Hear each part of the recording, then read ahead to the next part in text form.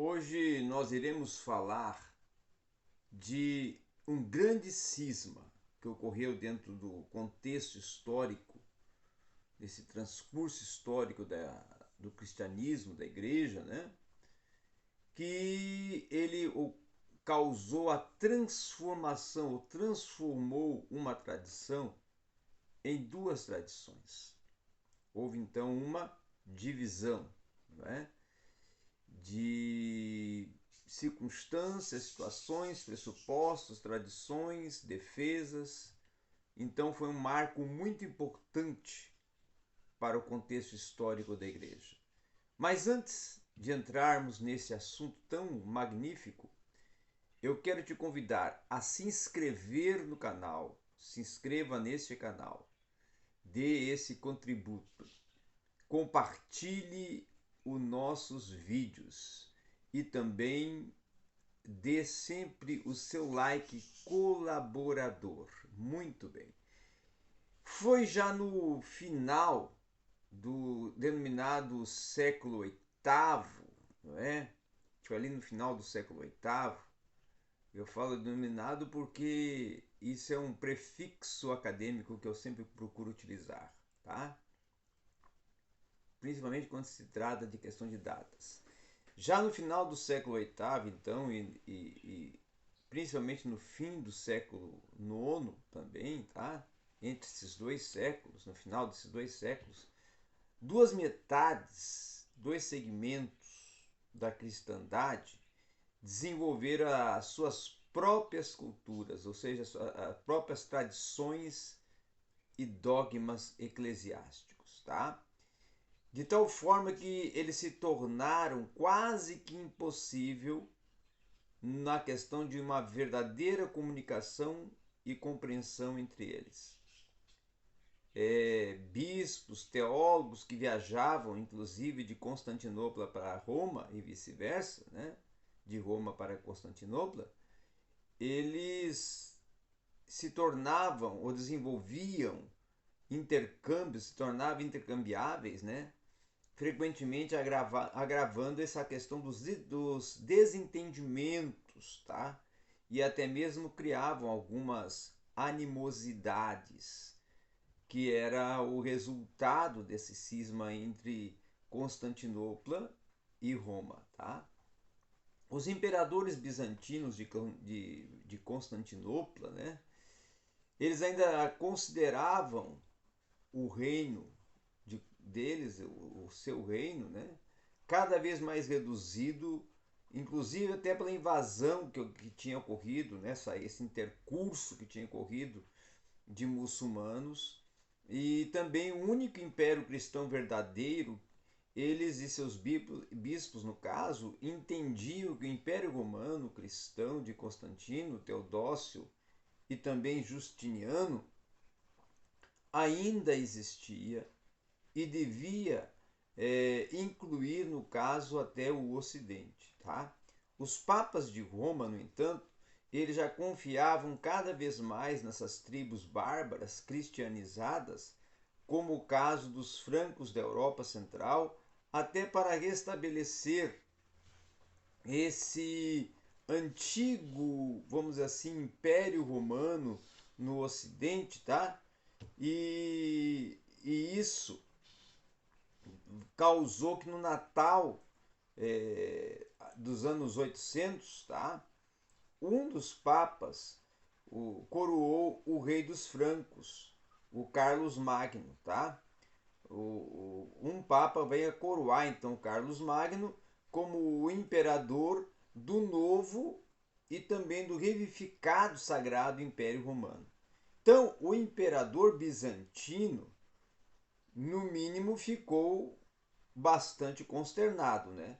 E agora, porém, nós vamos ver que, voltando a nossa atenção para os aspectos teológicos da história, desse grande cisma entre o cristianismo ocidental e oriental, as duas tradições elas vão apresentar muita diferença que não são especificamente teológicas. Por exemplo, A Igreja Oriental sempre permitiu que os sacerdotes se casassem. O celibato clerical ele foi exigido somente dos monges, tá? Então os sacerdotes podiam casar. Isso segundo a Igreja Oriental, tá? Já os bispos ortodoxos orientais, que eram mais tradicionalmente escolhidos e eram mais, vamos dizer assim, conservadores dentre os monges, eles defendiam o celibatário e eram celibatários, tá? O sacerdote simples de paróquia, no entanto, ele tinha permissão para se casar antes de ele vir a ser ordenado. E se fosse solteiro na ocasião da sua ordenação, então ele deveria permanecer solteiro. Então a tradição católica romana, ela vai desenvolver paulatinamente essa prática do celibato clerical universal. Isso a romana, não a ortodoxa, oriunda de Constantinopla. A tradição católica romana, então, que tinha essa proposta, ela vai definir isso até como uma lei canônica, tá? Uma lei canônica romana que admitia até inclusive dispensações especiais, exceção à regra, e por isso alguns sacerdotes até eram casados, mas era uma lei canônica que não casasse, que mantivesse o celibatário, tá? Que mantivesse o celibato. Então a norma, no entanto, a lei definida como lei canônica era o celibato clerical. E essa não é uma diferença teológica importante entre esses dois ramos, mas vamos ver o que vai vir pela frente, tá? Então ela vai desempenhar um papel pouco ou nada significativo no cisma que vai os separar definitivamente, tá? Então, da mesma forma, existem várias outras diferenças que até foram de pouca consequência entre a questão do estilo de culto, a interpretação, a prática dos sacramentos, a crença a respeito do cânon das escrituras, tá? Da vida depois da morte dos santos, as diferenças com as quais o Oriente e o Ocidente poderiam ser aprendido ou poderiam ter aprendido a conviver, os verdadeiros motivos do cisma que se achavam em outro lugar e não nessas diferenças aparentes e bastante até superficiais, tá? Talvez até a causa fundamental do cisma fosse o que um historiador clássico eclesiástico, que era o Jaroslav Pelikan, denominasse o que ele denominou de alienação intelectual, tá? Isto é, as duas partes simplesmente ficaram tão divergentes em atitudes e formas, apesar que o entendimento mais tarde se tornou totalmente inconcebível e impossível. Então cada um lia e citava somente seus próprios pais da igreja. Agostinho dominava no Ocidente, embora fosse até, vamos dizer assim, lido e interpretado pela versão bastante distorcida de um agostinismo de Gregório o Grande, tá? Já no Oriente, recorria-se a Irineu, a Orígenes, a Atanásio, aos pais capadócios como Cirilo o Máximo, o Confessor e outros pais e teólogos impregnados com um tipo até de teologia mística e especulativa. O Ocidente vai insistir na soberania exclusiva da graça e vai admitir então o monergismo modificado. Já o oriental vai insistir no livre-arbítrio e nesse conceito sinergista da salvação. Mas acima de todos esses contextos, conforme vai observar Pelikan, não somente uma ou outra ideia grega, mas seu próprio método de teologizar era bastante estranho aos latinos. E o mesmo podia se dizer até dos gregos em relação às ideias latinas. Já o padrão grego oriental de teologizar era mais místico, mais especulativo e enfatizava essa autoridade da adoração da piedade popular e do acúmulo informal e verbal da tradição cristã oriental.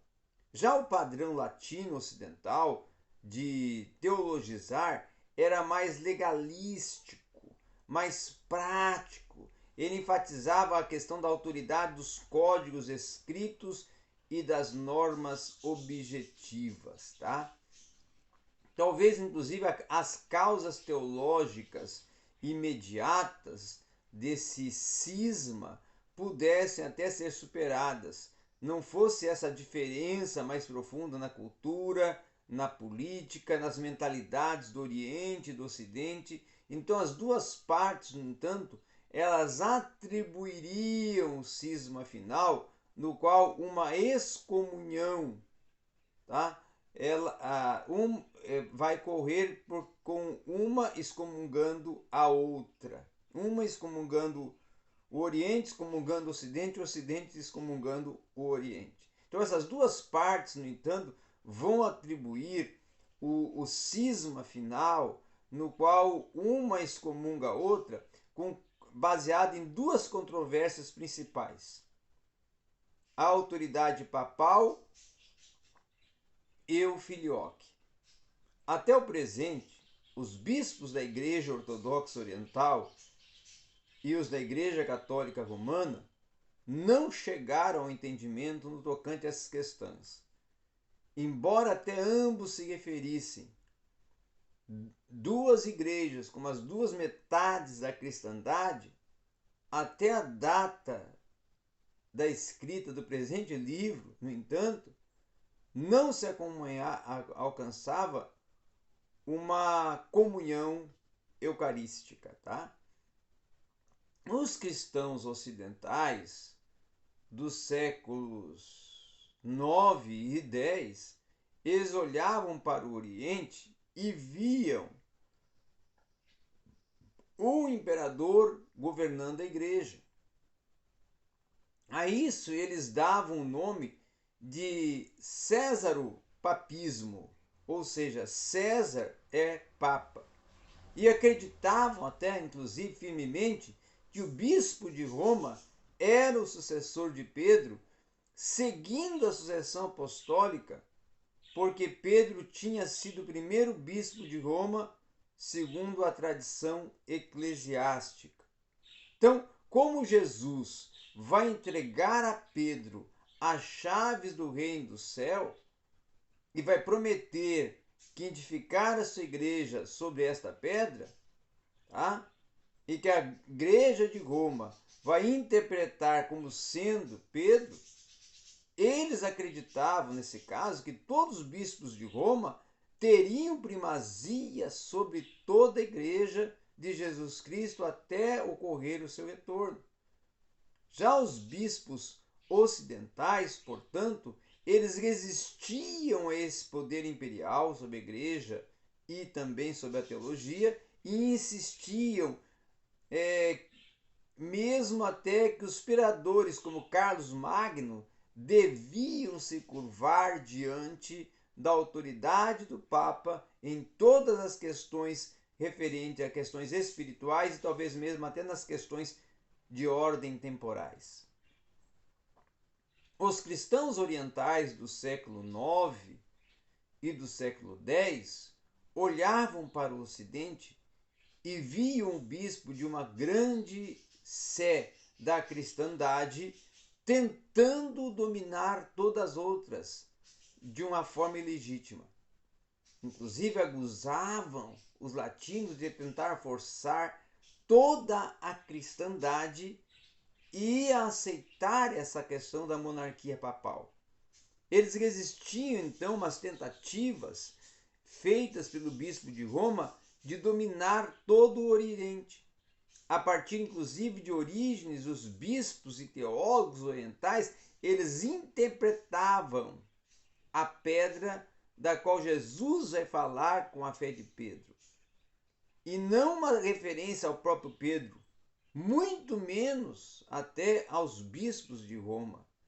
mesmo até que Pedro tivesse sido o primeiro deles, segundo o caso do teólogo ortodoxo oriental John Maitorf, tá? Todo debate entre Oriente e Ocidente pode ser reduzido à questão unicamente da fé, depende de Pedro, ou Pedro depende da fé. Então esse que era o grande embate e a grande discórdia e divergência que surgia entre as igrejas do Oriente e as igrejas do Ocidente. A igreja ocidental, ela considerava todo o bispo ortodoxo, e não apenas o bispo de Roma.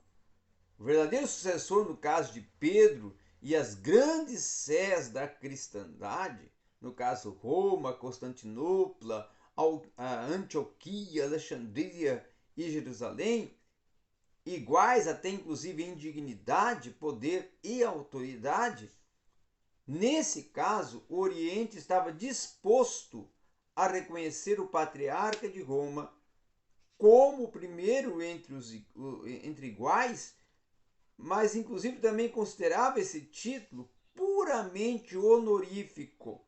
Então, o patriarca de Roma vai rejeitar totalmente.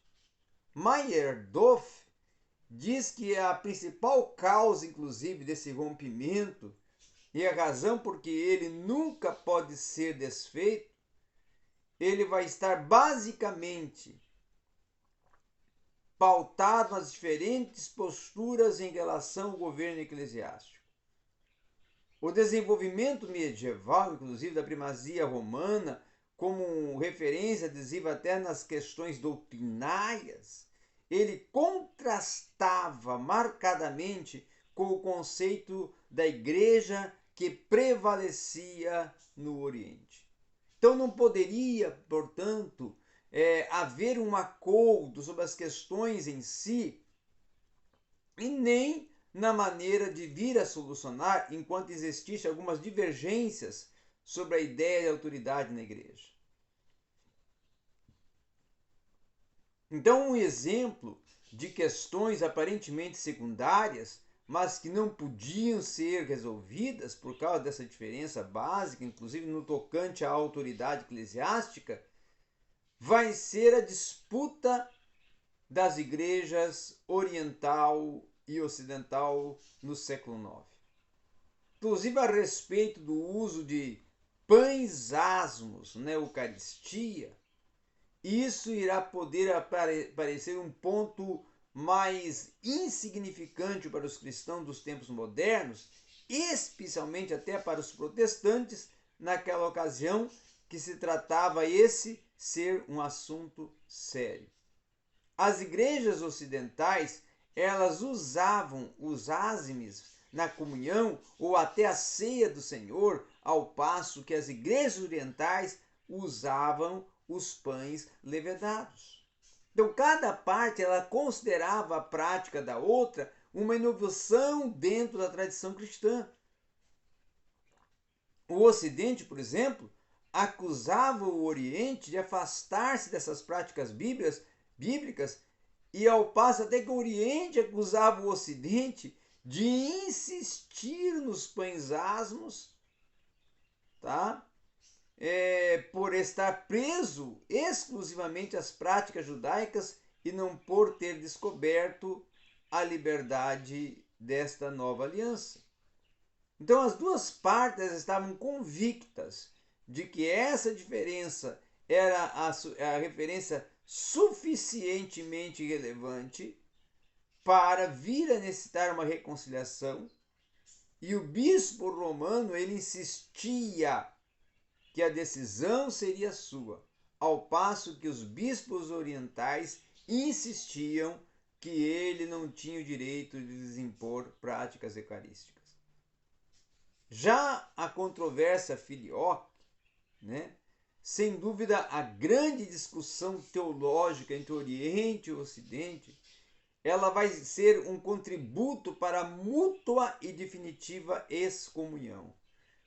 Inclusive dizendo respeito à cláusula de filioque no quesito da versão latina do próprio credo niceno, que praticamente todas as pessoas concordavam que na versão grega original do credo de 381 não constava a cláusula e do filho, ou seja, filioque, depois do trecho que declarava que o Espírito Santo procede do Pai.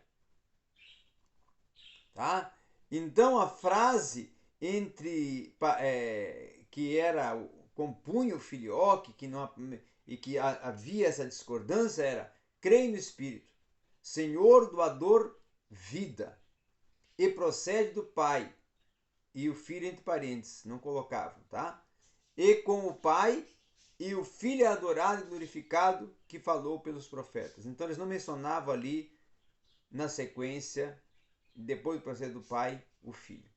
A frase entre parênteses e o Filho é a tradução da palavra latina filioque, que aparece em quase todas as versões ocidentais do credo niceno, mas eles não mencionavam. Então, isso ninguém tem uma certeza absoluta, enquanto os bispo orientais tomaram conhecimento disso. Constantinopla, por volta dos anos 850, quis até remover a frase por duas razões. Em primeiro, protestando dizendo que o Ocidente não tinha o direito de alterar um credo básico da cristandade sem consultar a Igreja Oriental. E em segundo, argumentando que essa frase revelava uma profunda diferença teológica entre as ideias orientais da Trindade, que considerava as únicas que eram verdadeiramente ortodoxas, tá? E as ocidentais, que eram até inclusive fundamentadas no pensamento agostiniano, tá? Eles consideravam essas sendo heterodoxas, ou seja, não ortodoxas e próximas de uma grande heresia. Então Meitner vai explicar a posição oriental, que é a posição que permanece ativa até hoje, dizendo o seguinte: que os bizantinos consideravam a questão do filioque um ponto crítico no desacordo entre o Ocidente e o Oriente. Na opinião deles, ao aceitar um credo interpolado, a Igreja Latina estava se opondo tanto aos textos adotados pelos concílios ecumênicos, como à declaração da fé cristã universal e principalmente atribuindo uma autoridade dogmática e um conceito incorreto da Trindade. Então, em toda essa controvérsia do filioque, o que realmente vai acontecer, quando, onde, quem vai participar, permanece um mistério.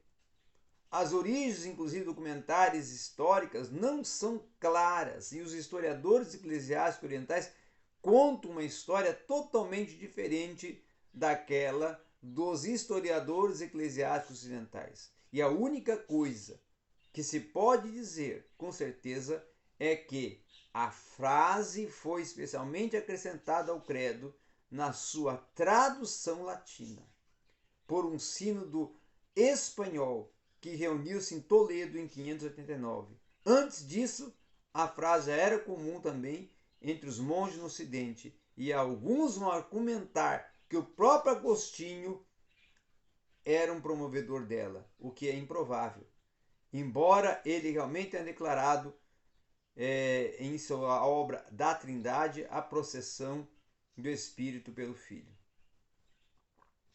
Mas seja como for, tá?